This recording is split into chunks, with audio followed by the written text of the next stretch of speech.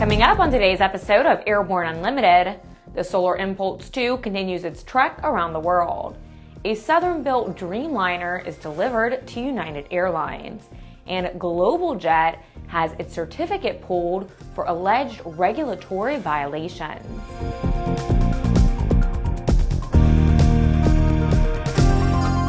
Welcome to Airborne Unlimited. I'm Ashley Hale.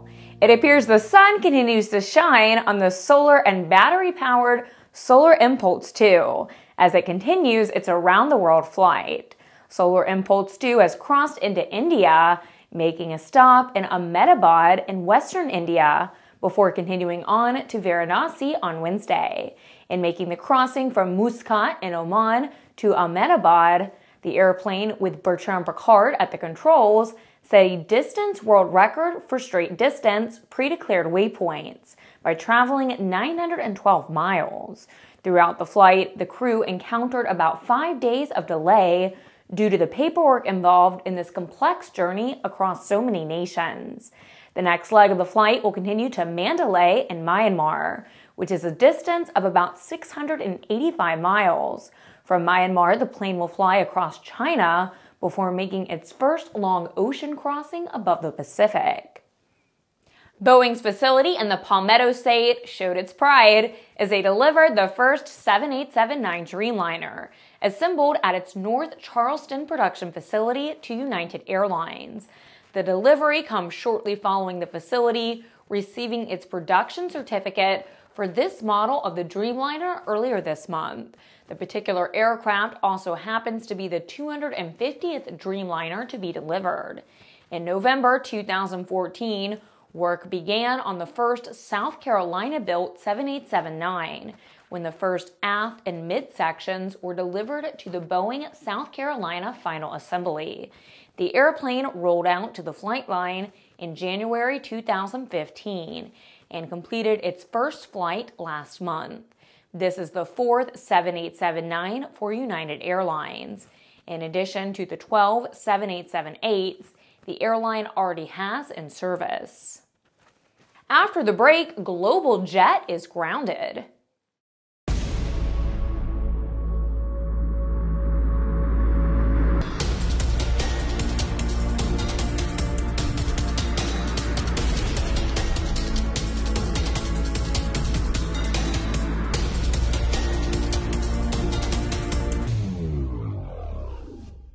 Since the early days of powered flight, pilots have struggled with landing in crosswinds. In fact, crosswinds and wind gusts cause more landing accidents than fog, thunderstorms, and icing combined. That's where the Redbird X-Wind SE comes in. By placing pilots in gusty crosswind conditions for extended periods of time, the X-Wind SE gives instructors all the time they need to teach the pilot the proper techniques for landing in crosswind conditions. For more information on Redbird X-Wind SE and Redbird's entire line of flight training devices, visit www.redbirdflightsimulations.com.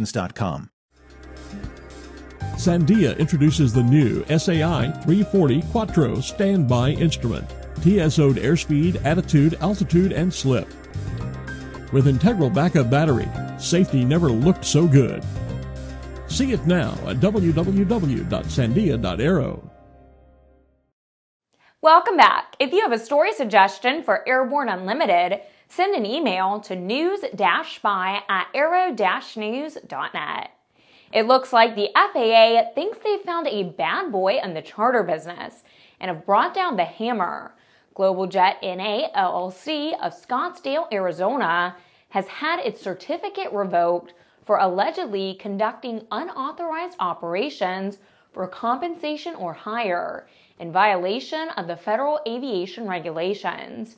The FAA alleges GlobalJet operated a Cessna 550 jet on at least 47 flights for compensation or hire when it was not authorized to use the aircraft for these operations. Additionally, the FAA alleges that GlobalJet conducted flights for compensation or hire when it did not have a qualified chief pilot. Also, GlobalJet allegedly used crew members unqualified for compensation or for hire operations on over 140 revenue flights. The FAA's revocation order alleges that GlobalJet knowingly violated Federal Aviation Regulations, demonstrated a complete disregard for public safety and poses an unacceptable risk to aviation safety. The company has surrendered its certificate in response to the FAA's order and has appealed the order to the NTSB. It's Friday at last, and that means it's time for ANN's CEO and Editor-in-Chief, Jim Campbell, to check in with his weekly barnstorming commentary. ANN's new Airborne Partnership Initiative, which kicked off the first of this year, is gaining momentum. But as we look back at the first couple of months, there have also been some surprising lessons learned. Here's this week's barnstorming. Thanks, Ashley, and hi, folks.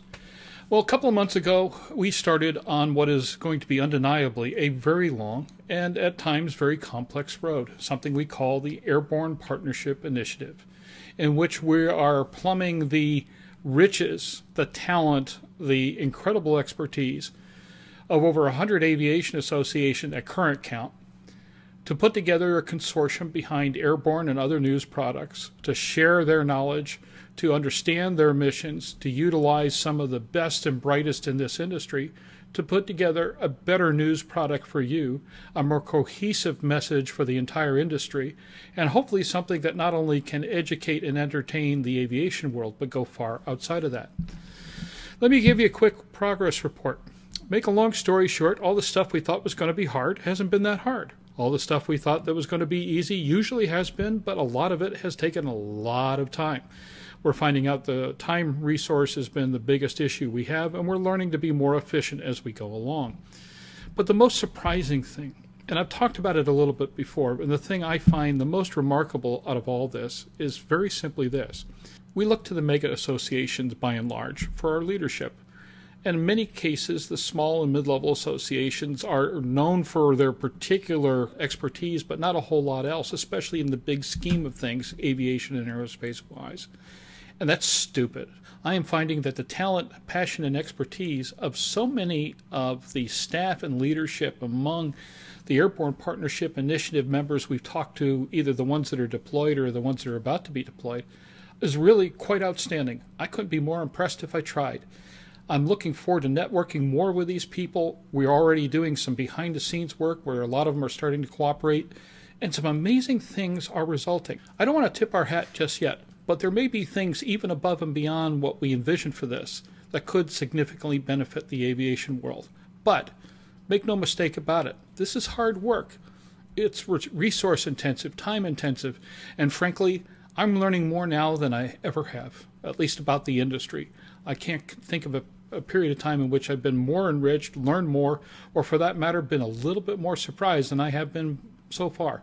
And that's a very good thing. For the moment, our first 10 associations have been in place for several weeks. We're going to be introducing between 10 and 20 more shortly after Lakeland, another 20 to 30 in the Oshkosh time frame, and then try to finish out the year somewhere in the 70, 80, maybe as many as 100 time frame. But it's going to take us the better part of 2 years to get not only everybody in that we know of, but the folks that we know are coming. So far so good. I give us a solid B+ for our efforts. I know where we can do better. There are changes coming up, and most important, the promised changes and upgrades for Airborne, well, some of them are coming up really quick. I promise you, once again, you ain't seen nothing yet. For Aero-News, Airborne, and Aero-TV, I'm Jim Campbell, and I'm really looking forward to the future. After these messages, American Airlines blunder shows up on social media. AML's patent-pending wireless induction charging system eliminates confusion over those charging cables, cuts down cockpit cable clutter, and allows you and your passengers to fly cordless and eliminate the cable nightmare. www.aviationmodificationleaders.com. The KSN 770 is an affordable, WAS-enabled integrated MFD with a flexible hybrid user interface from Bendix King. Get your fingers on the 770's perfect blend of touchscreen and hard buttons. Easily control your GPS navigation, Navcom, weather, traffic, and terrain in any condition. For more information, go to bendixking.com. There's a difference between charting a steady course and pushing for the ceiling. And for nearly a century, Hartzell Propeller has been defining that difference. It's in our passion for engineering and research and our dedication to testing the limits of performance. We are built on honor. We are Hartzell Propeller. Welcome back. With so much news coming out of the aviation industry, we've summarized some other interesting stories in a brief segment we call Around the Patch.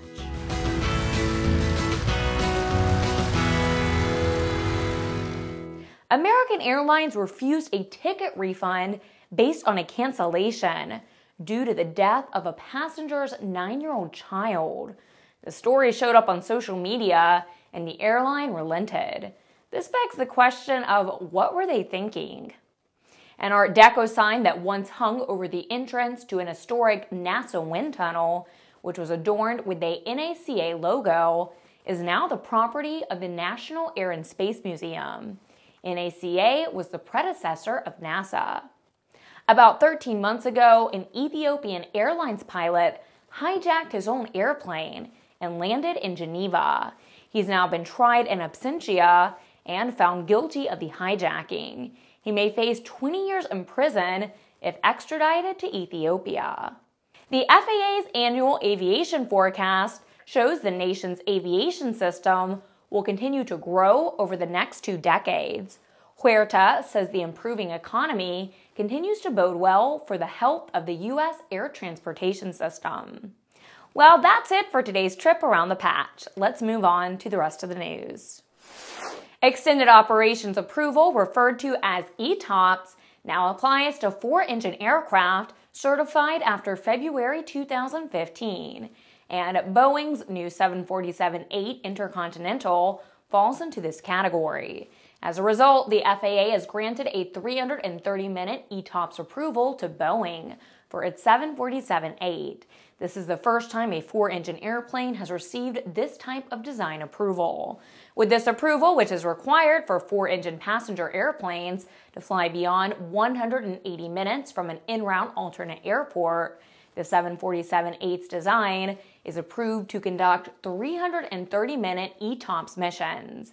These missions allow operators to fly long distances more directly on virtually any worldwide city pair routing.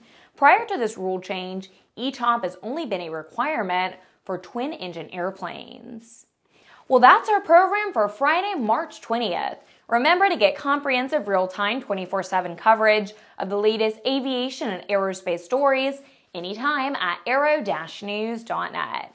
Remember that Airborne Unlimited is streamed daily Monday through Friday. Join us in a growing roster of over 100 outstanding industry associations and organizations every weekday for the best in aviation and aerospace news. I'm Ashley Hale. Thanks for watching.